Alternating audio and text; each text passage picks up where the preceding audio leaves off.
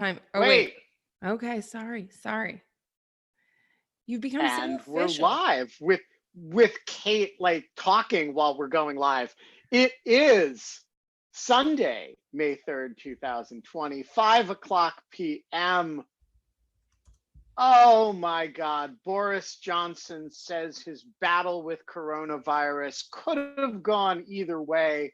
To celebrate Kim Jong-un's reappearance, North and South Korea exchanged gunfire, and South Korean officials announced that the North Korean leader did not have surgery after all. Kate, what's up with the murder hornets? The murder hornets continue to be cited in the U.S., and this relates to our mystery guest, who is Jeff Horwitz. Can you please invite Jeff Horwitz up? Jay Horwitz. Let's magic him in. Okay, incoming Jeff Horowitz as we speak. Wait, presto, Jeff Horowitz. Are you there?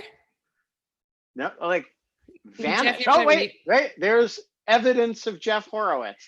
We're gonna unmute him, and can we hear his voice? Can you hear me? Yes. We can. Okay. Jeff, where are you right now? Great. Well, I figured I should probably do this while sitting by the bees. So, you know. Nice. All right. Why would I not do this? You know, I mean, no offense with the background or anything, but like, I got all these babies in here. You know, figured I'd say hello. This is amazing. my backyard. Yeah, it's nice. I currently have 8 hives, which isn't strictly speaking legal, but 3 of them are going to get given away pretty soon, so it's going to be all right. Can you give one to me? I'm in my backyard. So no, but like, where's your backyard where it is not legal to have 8 Oakland, hives? California. California. Yeah. So let me by the time the authorities see this, I'll be down to 3 hives again, and we'll all be good. Let me give a really brief introduction of Jeff. Jeff is a friend of a friend. Actually, he's a friend of Doug Bernstein and Rebecca Krutoff, Doug was on the show earlier. And Jeff is a reporter at the Wall Street Journal, covering tech. So he's on to talk about online speech and tech. And like, you don't need to talk about the stuff you're covering. We can just talk about like everything but the stuff you're covering. And then Jeff bought me a bunch of drinks in Brooklyn when you first started this beat to try to like kind of like source me for information. And good investment. Not my best investment, but a good investment. What's your best investment? I can't other than the bees in back of you. It was things involving Paul Manafort and a plane ticket. That's all I can say. In terms of reporting, okay. Definitely. Yeah. All right. So Jeff is serves like is like the perfect guest for today because I thought of him yesterday. I was like, I had been like pitching a few people, and then I was like, Jeff had already talked about being on the show, and then murder bees came up, and I was like, oh man, Jeff is going to be so good. And yeah, so Jeff has when I had those drinks with Jeff, we bonded over our like love of kind of bizarre animal husbandry, I think would be the nicest way to term it. Like me with my baby squirrels and you with your murder bees. Have you got a new baby squirrel? No, I've had 2, but no more new ones. Okay. Trying not to collect them anymore.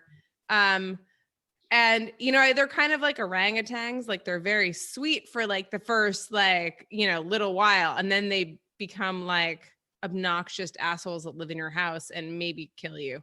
Right. But you have all of these hives of bees. Yes. You have all of these hives of bees, and I'm super into like you talking to us about the bees. And I was going to show a beautiful video of you capturing a swarm, but first I kind of wanted you to give a little bit of a read-in about what we would be looking at if we watched that video. Yeah. Well, and let's talk about, wait, before you get into like normal bees, murder hornets. Oh yeah. Are we?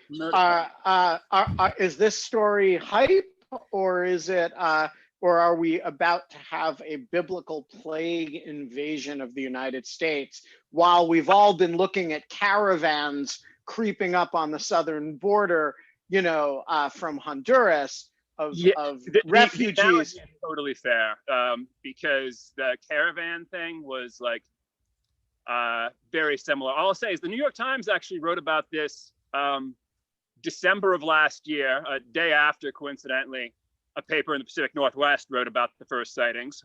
No credit though, but the thing that changed though, the functionally different stories, they had a couple good anecdotes and they had the name murder hornets. And then and it's a good name, right? So this is like basically murder hornets got either a very good or a very bad rebranding. And plus we're all bored and sitting at home. So the idea that the outside world might have scary things in it, I think sort of gels nicely with that maybe. But yeah, it seemed like it might be a little overkill. That said, if you are a honeybee, this is a very upsetting thing in the sense that what a murder hornet does is it goes into your nest and it rips all of the bees' heads off and then takes the bodies back to feed to their young. So it's not a murder, like it's not like a human murder hornet. It's like an other bees murder hornet. It can do some bee murder and some human murder as well, because they're pretty nasty stings. They are apparently like a lot worse than pretty much anything out there, and they're also like 2 inches long. So and they can fly 30 miles an hour. So like, like basically if you imagine like hummingbirds were poisonous and then like recreate the birds, I think that would be sort of the concern. I just saw my first hummingbird at my feeder today. Now I'm going to only equate them with murder hornets. Okay, but I got critical questions about the murder hornets because it's pretty awesome. First of all, where are they from? They come from Asia, I believe. But it's like Asia. It's like tiger mussels are from Asia. A variety. Yeah. Look. I mean, like we have a. It's almost if 3 people in the entire world decided to write their dissertation on murder hornets, and now they're a big thing. Yeah, and well, 2 people wrote a dissertation, and 1 person came up with the branding of murder hornet, and I think that basically did it. It's kind of interesting, right? This is social media. This is the sort of news ecosystem. It's a very good example of like the modern ecosystem, right? Because like even a really well written, very engaging article like the New York Times thing would have spread only a bit back in the old days, right? If we were back in like just print journalism, but like with social, that thing just went crazy in the last 24 hours. Like just everyone everywhere, full attention. Well, because I think that it literally taps into this feeling of the plagues that kind of came out of Passover and came out of everything. It's not like, it's just kind of like how many things can happen all at once. Right. And like, I think that I was just there's something on NPR. I was like driving to the grocery store to do my curbside pickup, and like some expert was talking about like locusts coming out this summer. And I was like, oh, fantastic. Like, that just sounds great. Like just what we need, locusts. That sounds great. Yeah. So when people say they're from Asia, I assume all invasive species are from Asia because like if you're an East Coaster, you got your northern snakehead, Asia, you got your tiger mussels all over you got your tiger mosquitoes, right? All of these are from Asia, but they never say where in Asia it's from. So what do we know about the actual murder hornet? Like, where is this a reasonable part of an ecosystem? Is it like Borneo, Syria, Russia? All of these are Asia. What counts? Like, where are the murder hornets? Where did they all get together and say, time to immigrate to the United States? So in Japan, they kill about 50 people a year because they are really nasty. And while they don't go after people, if you put your foot into one of their hives or get too close, they'll go defense. So that would be a little ugly. But I think that, I mean, in terms of the, why things spread that well. Obviously, the land route isn't very easy, and there seems like tropical species tend to do very well elsewhere. I don't know. I don't have all the answer to your murder hornet questions, unfortunately. Ben. What's the difference between hornets, wasps, and bees? Hornets and wasps are pretty close. Bees are like a fundamentally different thing. They're all social. Well, some of them are social. Some of them are completely independent. But I mean, in terms of the most basic practical thing, bees don't bite people. Wasps and hornets can do that. I hate those fuckers. Exactly. And also, bees don't mess with your picnic. That's the other thing too. Is wasps and hornets mess with your picnic? But so I like bees only sting defensively. Yeah, pretty much. They're also, I mean, honeybees. There are many thousands of species of bee, but honeybees, which are the most numerous by far, are, they're like semi-domesticated and then they've gone feral again, but they're pretty tame. I mean, I can open up one of the hives if there's we run into a lull here, we can do basically a home bee inspection.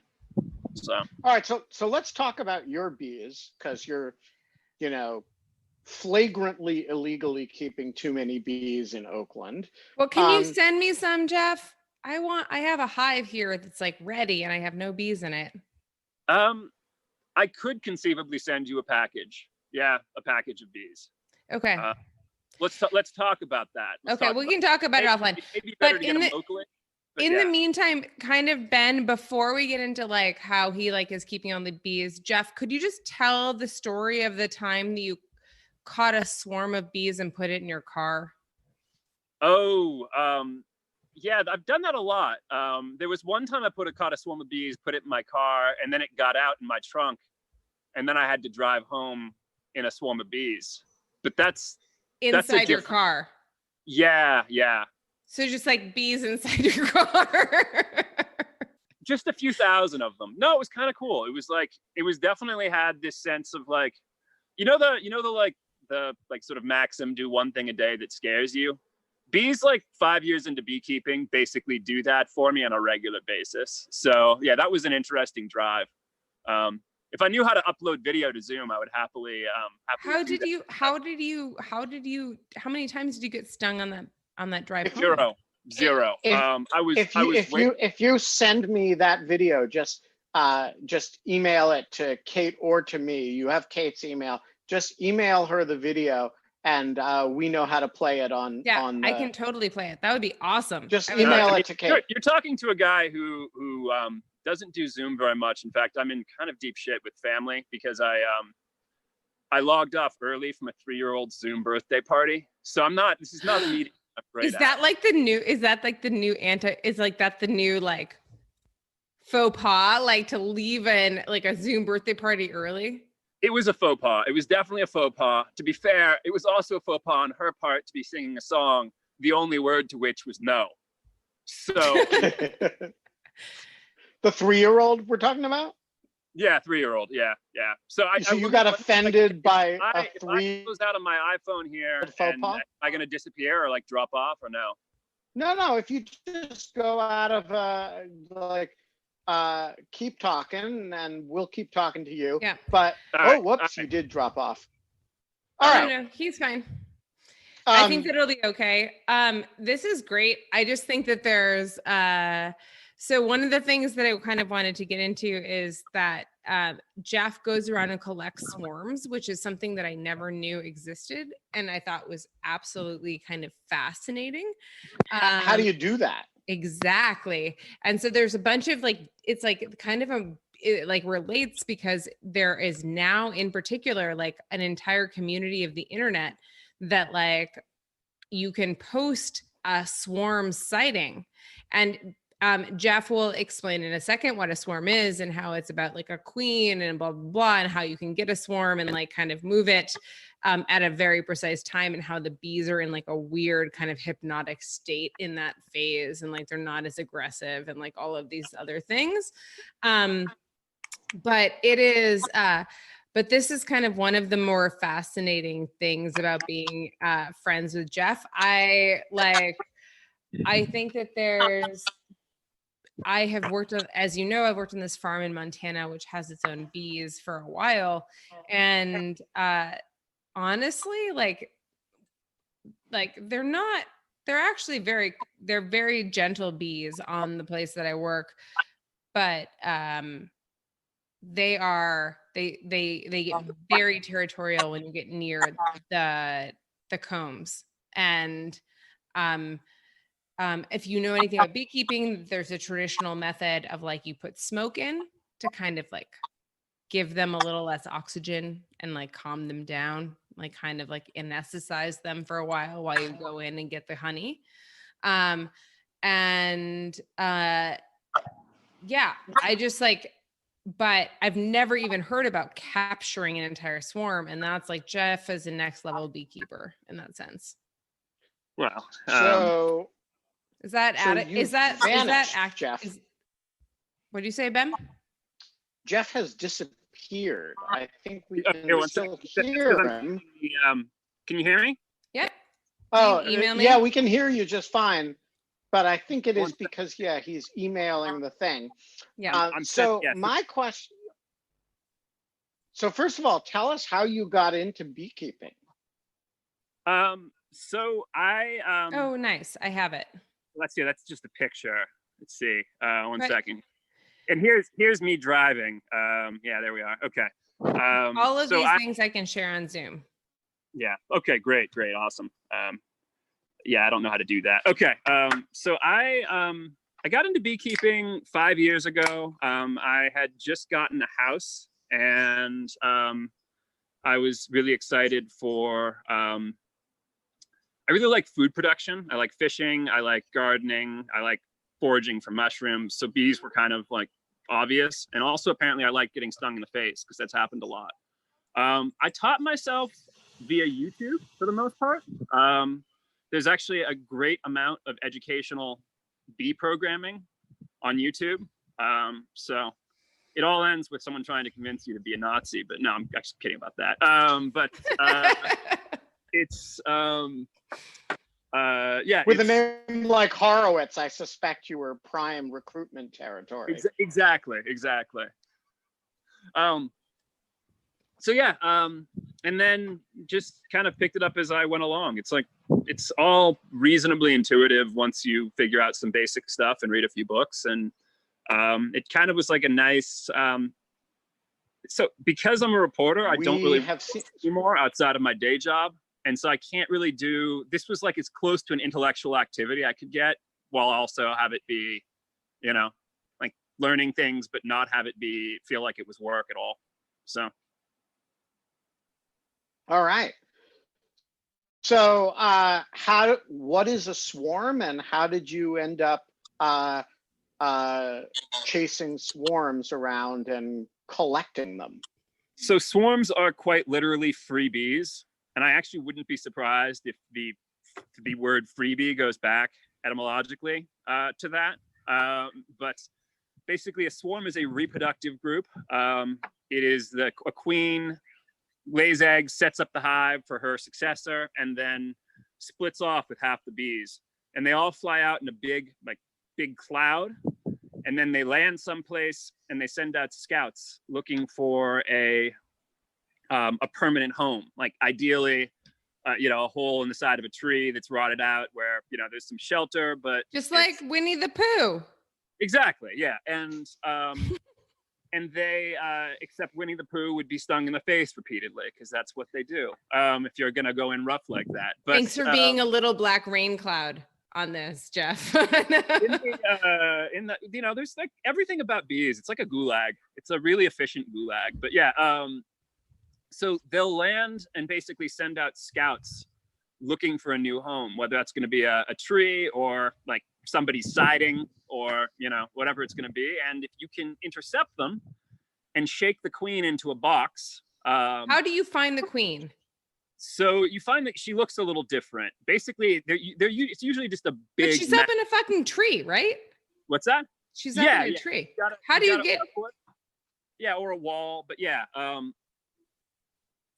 So you put the you basically get them into a box, and lo and behold, the bees, like, which aren't really defending any territory. They don't have any young to defend. They don't really have any honey, and their stomachs are full, which makes stinging harder for them because they've packed up for a long trip.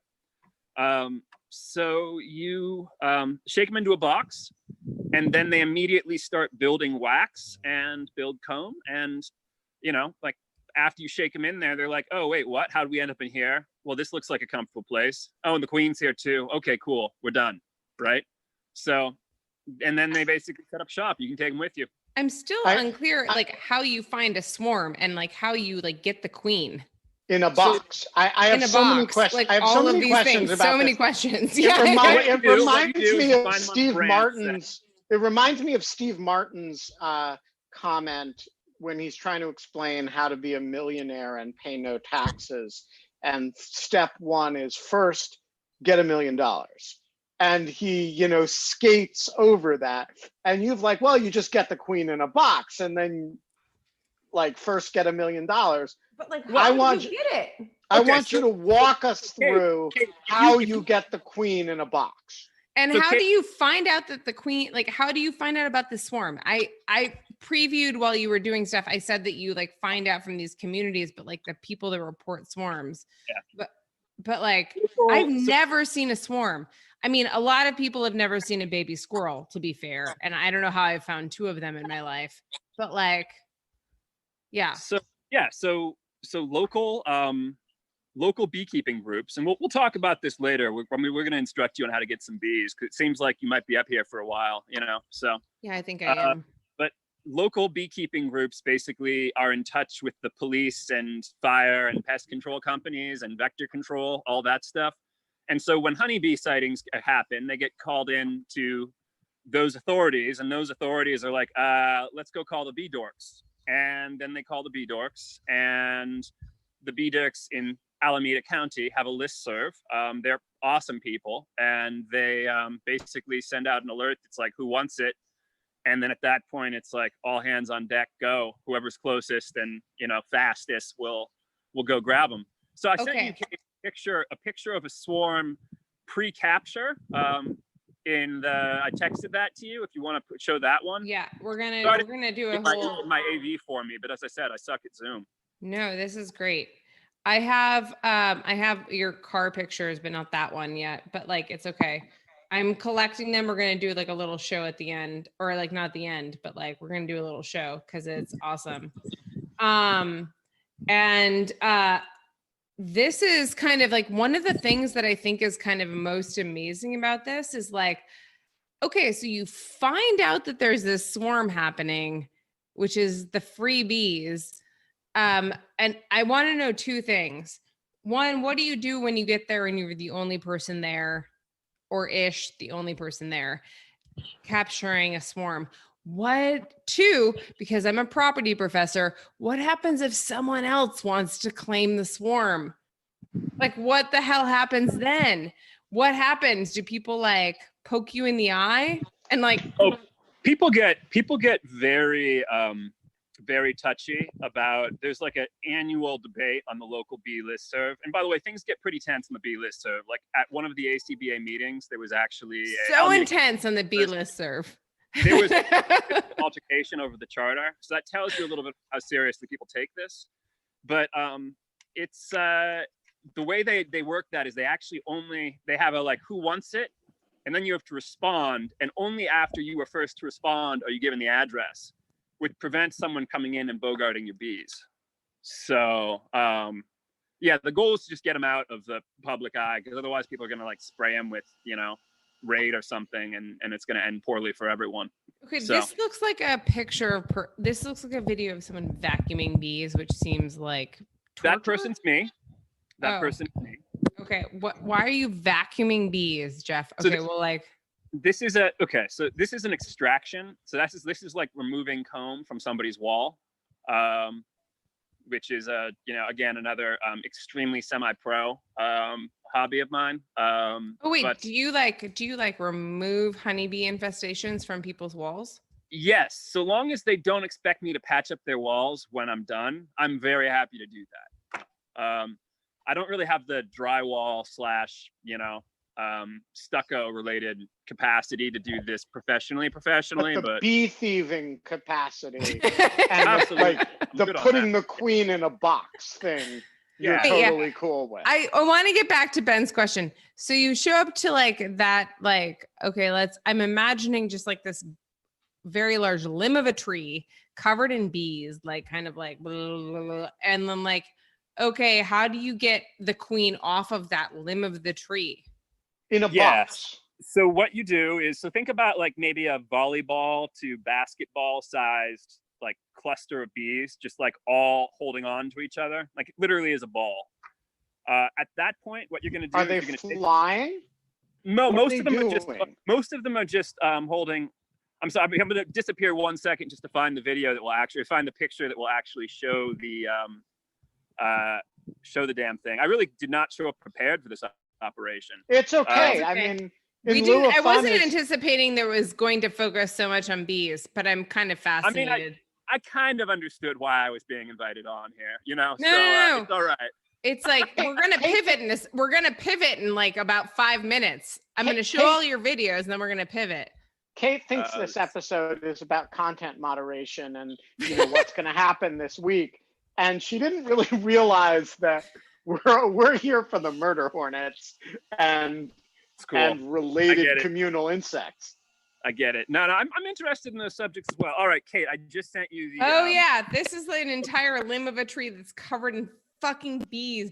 Like, all right, Jesus. Show it. Or are you just going to narrate it? Because that is an act. No, I'm going to show it. It's Hold like on. Jeff could narrate it, like. Give me a fucking Give second. us the I have to goddamn open every bees, Kate. preview. Jesus Christ, this crowd. Good Lord. All right. There is your swarm. Yes, that's a fairly large one. That is a swarm of bees. I've never seen anything like that in my life. Now, explains that's pretty cool. Before we go on, explain something. This follows a peaceful transition of power in a hive, right? Like some other bee has now become queen in this matriarchal system. And the old queen, she's like passed on there's been a coronation ceremony and a 21 gun salute and all that. And then she flies away with her drones. Is that right? I'm sorry. So I lost connection for a second. You were asking about bee mating rituals? Well, I was asking about like how the transition of power goes in the old hive. Yeah. Okay. Sorry. She's like designated some successor. There's been a ceremony with a 21 gun salute, and who flies off with her?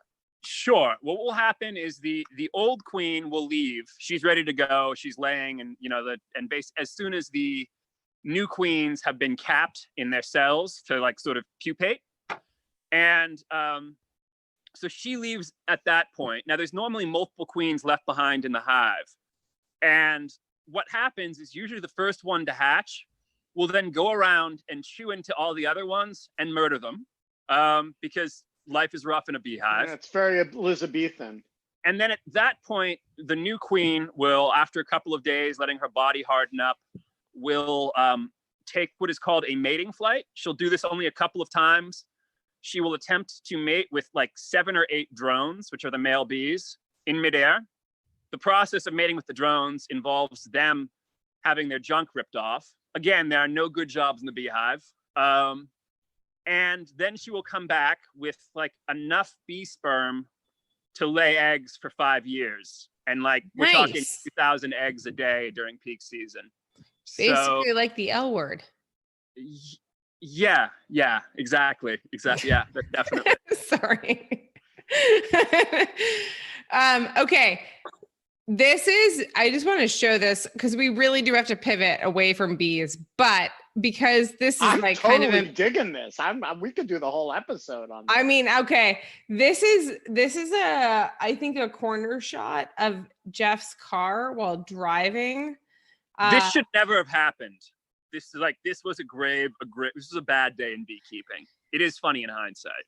But you did all of this beekeeping, like, anyways, you got this swarm, and like you're all of a sudden, it got loose in your car, and all of a sudden you're driving, and this is like you're stopped at like just imagine looking over at you and being like, what's going on with that guy? And like looking over and being like, oh my God, he's driving in a car full of bees.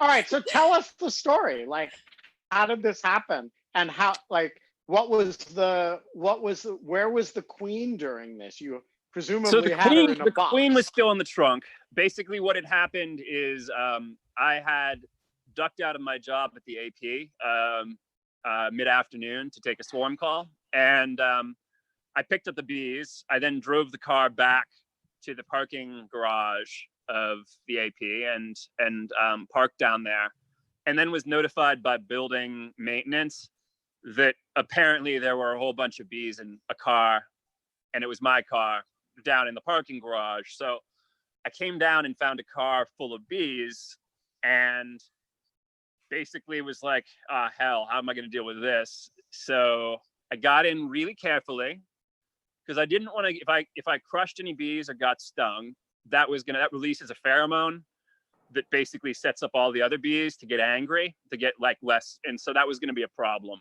if I was like crushing bees. So I then were there any bees on the seat? Yeah, there were bees everywhere. Yeah. Kate, you want to roll the video just for the Kate's disappeared for a moment. So I ran. No. I can do it. I I was like in the bathroom, but I was just running back. Which one do you want? I have like 3 videos. Which one do you want? The in the car video? Yeah, in the car video. Yeah. Okay. It's just 4 seconds, but it's pretty good. I didn't want to roll down the window because then I'd lose all the bees, right? And that's kind of sad. No kidding. No kidding. Yes, like, that is, just to be clear, that is not the reaction most people would have to being in a car full of bees. Right. Wouldn't you say, don't want to roll down the window and lose all the bees? Oh, no, definitely not. I'm trying to like find it won't. All right. Well, while Kate's working on that, you still haven't answered the question when you show up on the scene and there's a branch entirely covered with bees. How do you get the queen into the box? You can either brush them off into the box, like with like a little like kind of almost like a very light kind of horsehair brush type thing, or you can just shake the branch really hard. And if you shake the branch really hard, the bees will generally fall in like a big like poop, like cluster into the box. And then at that point, like there's like kind of what the hell is going on? Everyone sort of flies around a bit. But yeah, so there were bees everywhere in this instance.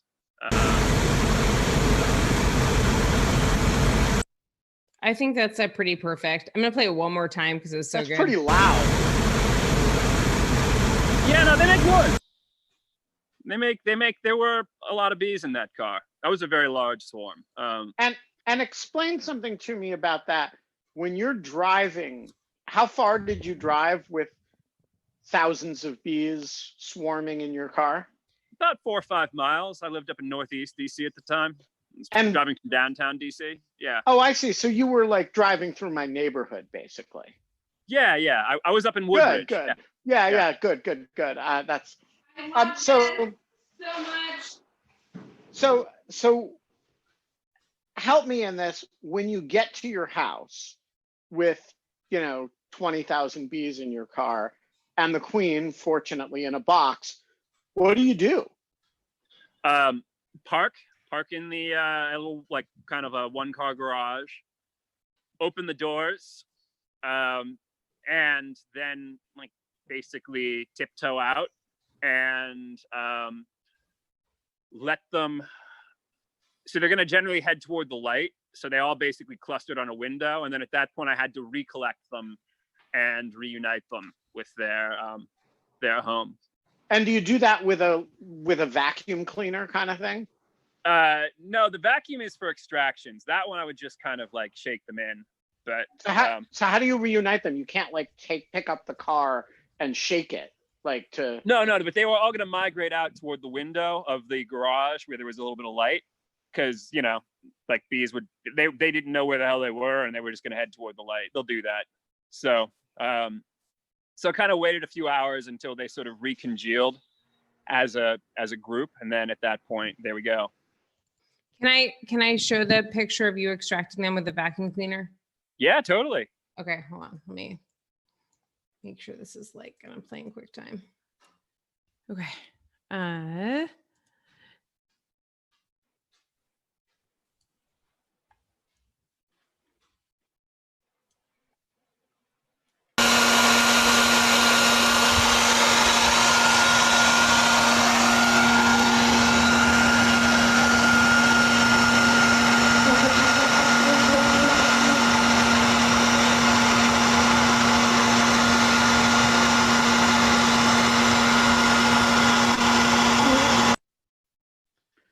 So when the main thing I have to say about that is, God, I love bees. So when you do an extraction like that, is the goal to suck up the queen and then stick it in stick her and all the bees you extract into a new hive that's yours, and so the innocent people get rid of the bees and you get a new hive?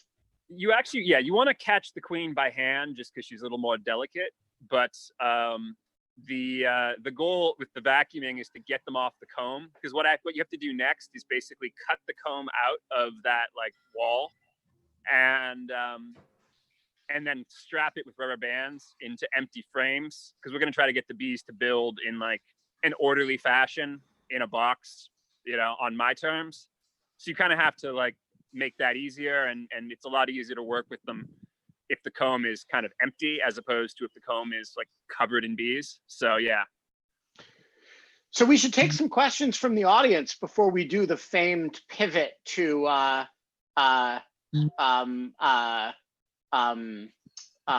content moderation, which we're sure to do momentarily. Hang on, Joel Woodward has a question for you. Joel, the floor is yours. I was kind of being a bit of a Weisenheimer there, but I was kind of curious if there is bee poaching, and do you have to have a bee license?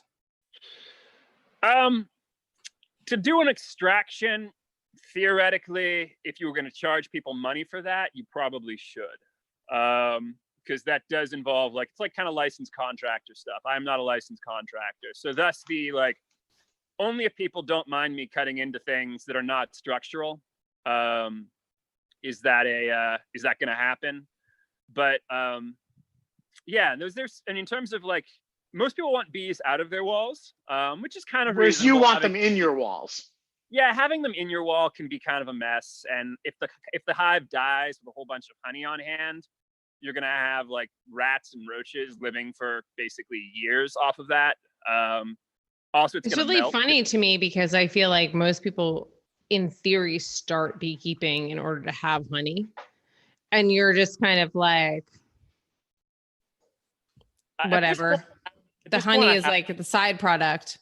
Yeah, at this point I have enough honey always on hand to like give away. I probably could start selling it, but I kind of I took the path in my semi-pro beekeeping career. I sell bees rather than honey, if that makes sense. So, because it turns out that this is perhaps the yuppiest hobby of all at the moment. And it's very well suited to the current time, people needing to spend more time in their backyards. So, okay, so you got 8 beehives in your backyard. You got to get rid of 5 of them. What does a beehive cost? So generally I'll just sell 5 frames, like a queen with enough, honey, pollen, and enough bees to sort of be viable. It's called a nucleus hive. I'll sell that for about $150. So it's pretty cheap. It is not the world's most expensive hobby. No, it's definitely not. So a full hive runs closer to like, and then 400. If you got everything like all set, it's like a full healthy hive and all the equipment. But yeah, it's a fairly cheap endeavor. So if somebody wants to, like, if somebody buys a Nucleus hive from you, and you know, installs it in the backyard, what do they then have to do to maintain it and to make sure those bees are, you know, not attacking nearby children, or So they, like, yeah, they shouldn't ever be angry. Like if every time you open up a hive, they're actually, or they're getting pissy about it, or if they're actually attacking people who are like not opening up the hive, you got to kill the queen and get a new Really? queen. Yeah. Really? What happens when you kill the queen? With the like, rest of the hive, do they find a new queen? You go in, you find her, and you crush her, and whoa, build a new queen from a regular worker egg, because queen bees. I do remember this from bio. Queen bees and regular bees are the same genetics. Yeah, they're the exact same thing, except one like gets picked. Has a diet. It's like a very high protein diet called royal jelly, which is a secretion that bees make in their brains and then feed to create the queen bee. Bees are goddamn. It's what you got, Ben, when you were growing up. Yeah, I got royal jelly. I'm the queen bee. Which is why I've always been a little gender ambiguous.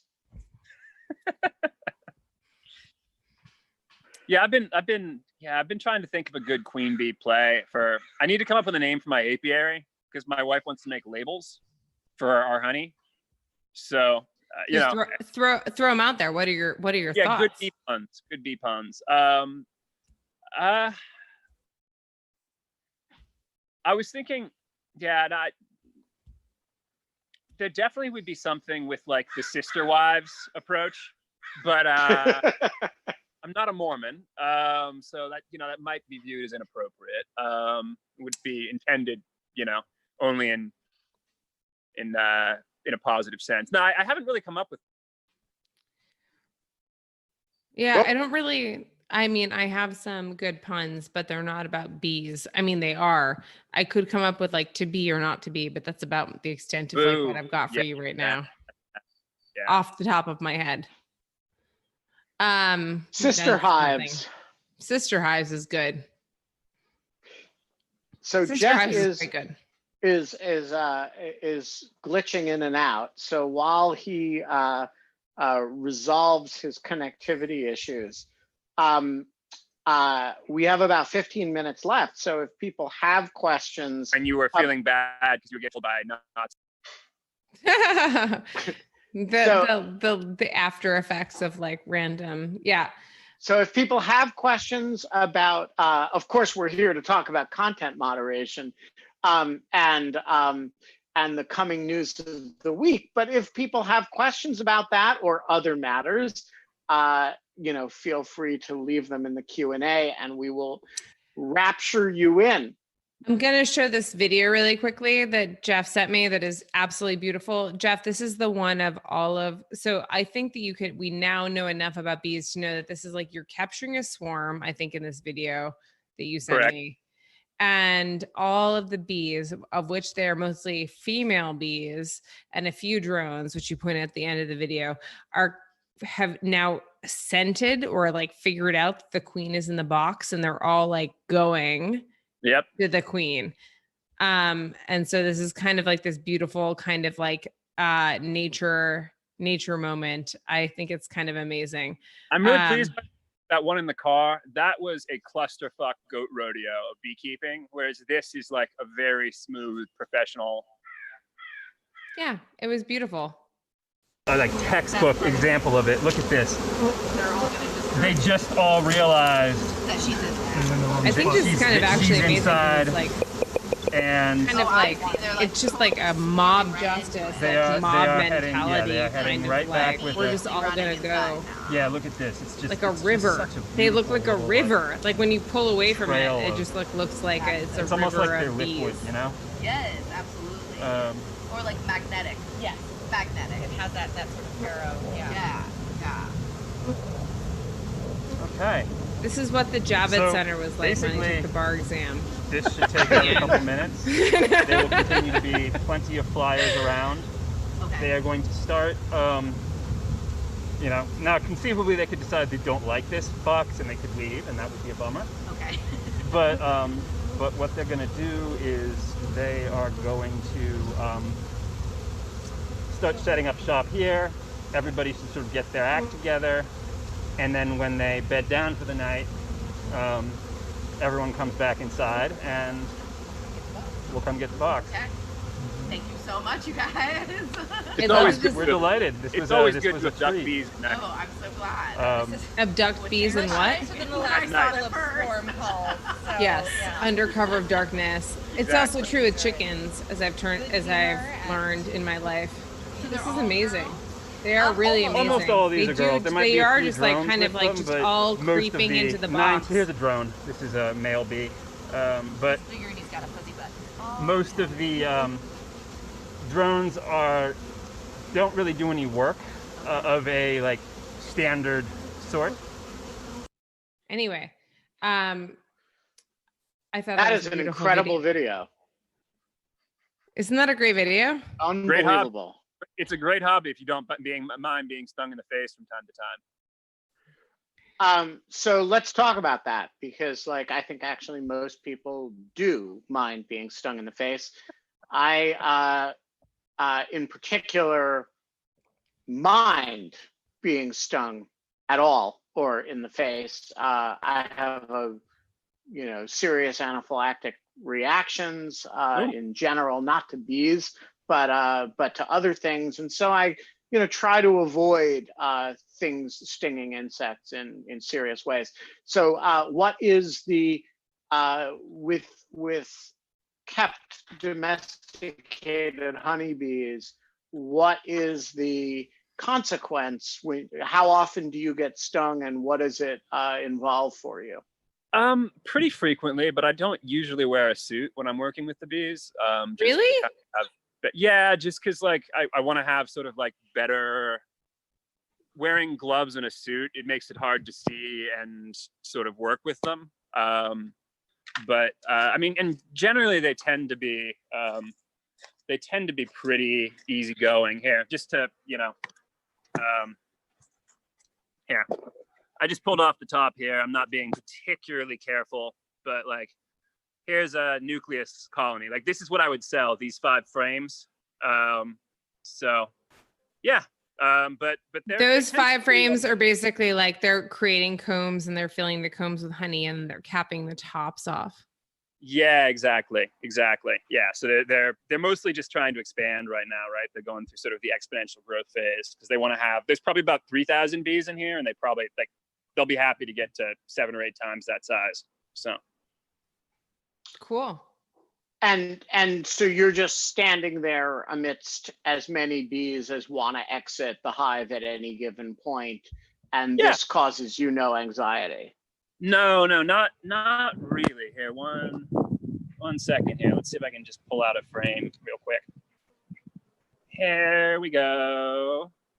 So I'm gonna balance these guys against my leg for a second because I've actually never tried to narrate live video here. So this is the comb, right? Oh my God, it's beautiful. That papery stuff in there, those are capped bee larvae. Oh my God, so amazing. Anyhow, so I actually did that. I was like wondering if I was going to get stung in the face under these circumstances, but no, this hive's being very friendly. They're good bees, So now you got to put them back in real gently to not crush them, because that's going to go poorly. And because you said that there's death hormones, which I think makes sense. Like, it just that seems like a good way to get out. I think we have death hormones too, actually. Yeah. Do we?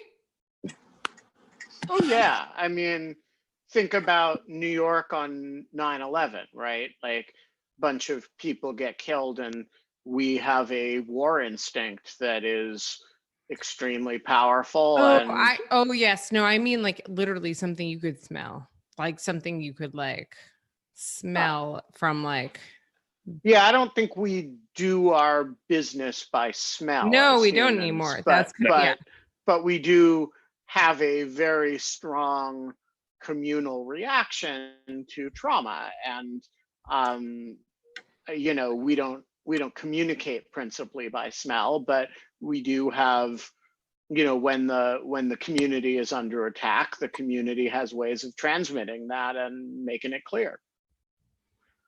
Yeah. This has been I'm really super feeling bad cool. for anyone who Jeff. logged into this thinking they were going to hear about content moderation. Yeah, it's kind of cool. I'm sorry. I'm sorry. That's on me. So- I feel like that's so on what- me. But wait a minute, I have a question about the relationship between content moderation, day job, and beekeeping, which is, you know, you work for the Wall Street Journal in a like non-eccentric reporting position, and That's you kind of no, I mean, you're a known like real person who, you know, is not a when most people read your byline, they're not thinking, I wonder how many times he's been stung in the face today, or whether he's running off tonight to abduct bees. yeah. So what, yeah, I see. what do your Wall Street Journal colleagues think of this like side life? I like talk about it a bit. I bring in honey. I mean, I'm aware of like that it does have the full eccentric thing, as you put it, right? Like it's a weird goddamn hobby, but I mean, it's not that weird. As I said, it's pretty popular with the yuppies. There's like bee populations are thriving. People love baby squirrels, Jeff. Yeah. It's now that really to me weird. seems- And my dean is like, not, I don't care what you do, but like, meh, like, yeah, same thing. Yeah. But yeah, no, I think I probably play on it as like a little bit of a weirdo cachet, professionally. Are you going to tweet this video, like the YouTube video of this, like so that your colleagues can see what you're like the other side of you? I don't think so. No, I think this is probably about as like, yeah, it's like I'm you know, I'm very happy to talk about this stuff. Like I love it. I think it's fascinating. I think they're like, But you don't rub people's faces in it. But yeah. But it feels like you lean too hard into it. You're the bee guy, which I understand for this afternoon is absolutely what I am. But you know, you don't like. But I was Yeah. actually, I mean, it's really sad because I like would actually love to talk to you about some of your other reporting, but like we can't kind of because of like where we are right now and like what I'm also covering. And so we have Why don't you come back and talk about your day job? Yeah, it would be like Jeff, why come back and talk about your day job? But Like- this was like so fun. It was really fun to like meet your bees and like talk about them and like run all those videos. I really I loved it. That was so Yeah, great. it was awesome. So what day do you want to come back and talk about content moderation? Listen to Ben. I mean, like weekend slots are a little easier. I think it's I can't really this next week. I can't really. But Next week is kind of terrible for people who I'd be cover happy to content come back. moderation. All right, well let's have you on Saturday to do a kind of week roundup with no bees.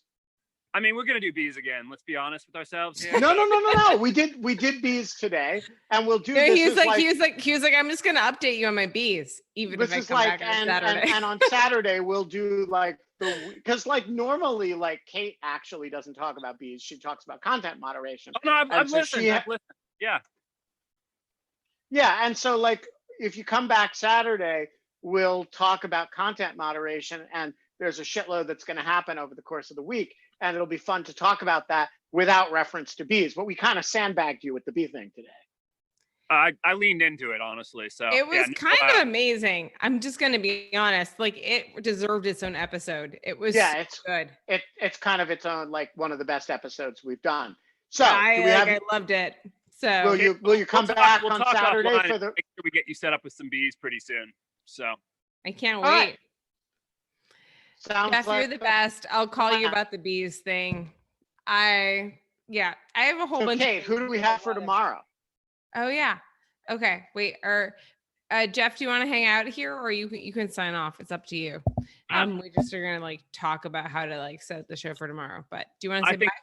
I think I'm gonna log off in that case if it's logistics. But nice talking to you guys, Ben.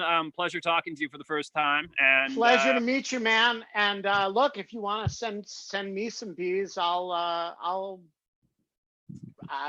you know, I don't know what I'll do with them, but I'll figure it out. What would you do with a box full of bees, Ben? I don't know. Maybe I'll like film it. Yeah, film it. Okay.